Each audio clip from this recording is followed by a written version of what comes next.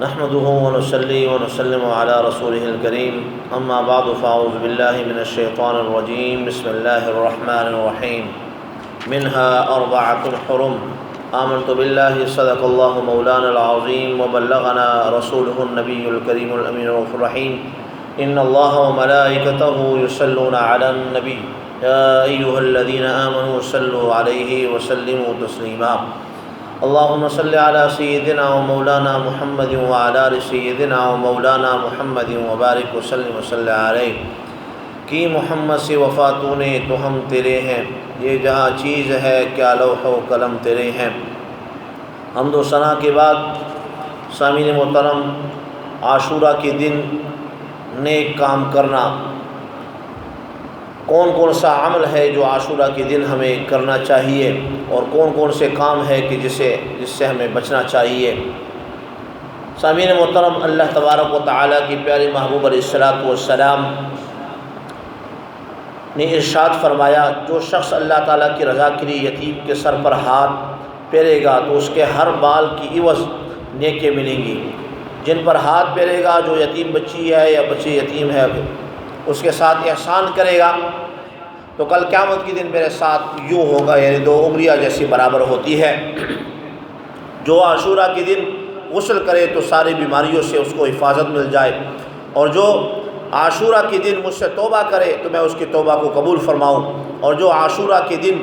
سرما لگائے تو اللہ تبارک و تعالیٰ اس کے آنکھوں کی حفاظت فرمائے گا۔ سیدنا عبداللہ ابن عباس مسعود رضی اللہ تعالیٰ عنہ سے روایت ہے کہ نبی کریم صلی اللہ علیہ وسلم نے فرمایا، جو کوئی عاشورہ کے دن اپنے اہل و عیال پر نان و نفقہ خرچ کرے تو اللہ تبارک و تعالیٰ پورے سال اس کو وسعت عطا فرمائے گا۔ حضرت سفیان ثوری رحمۃ اللہ تعالیٰ علیہ فرماتے ہیں، ہم نے بارہا اس کا تجربہ کیا، اللہ تبارک و تعالیٰ نے ہمیں ہمارے مال کے اندر وسعت عطا فرمائی ہے۔ تو اس دن اپنے اہل و عیال پر خرچ کرنا، اس کے اندر اللہ تبارک و تعالیٰ برکتیں عطا فرماتا ہے۔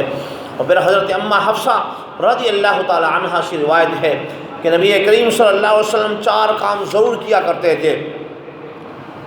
عاشورہ کے دن کا روزہ رکھنا، ذوالحجہ کے 9 دنوں کا روزہ رکھنا، اور فجر سے پہلے 2 رکعت سنتیں پڑھنا،